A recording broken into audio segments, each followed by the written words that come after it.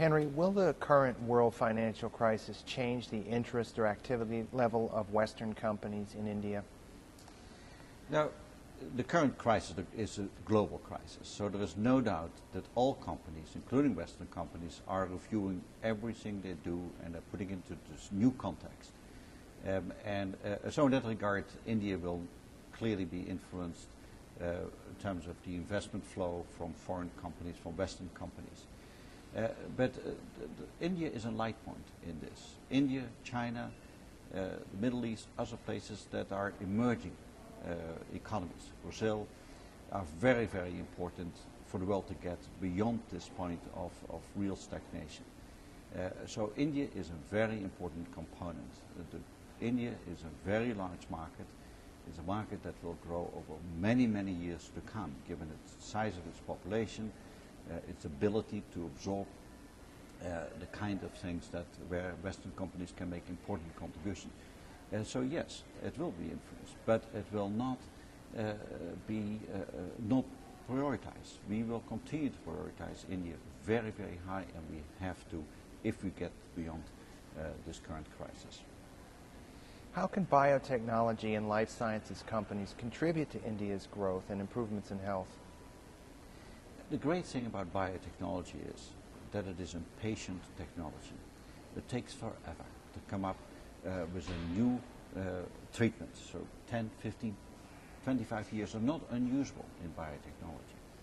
And in that sense, the development of India, which will not be instantaneous, will really come over the next 25 years, is very consistent with that. These technologies too provide leapfrog possibilities, provide the possibilities to do things differently, not to do things in the way that we've grown up in the United States and in Europe. These markets are extremely saturated, they're extremely filled up, and they are very expensive, and there are many bad habits in those markets. The opportunity exists with new technologies to leapfrog, to go to more specific therapies, to do it in a way that where access is upfront recognized to be an important component and is designed into the approach. So yes, biotechnology will have a very, very important contribution to make in India to bring modern healthcare to the Indian population. And how is Genzyme approaching India? Now, Genzyme in India is still at the very beginnings. We are just getting to know the country, we're getting to know what we can do. And our principle is that we have to earn our position in India. We have to become important in India for the Indian needs, Indian healthcare system needs. So what can we do?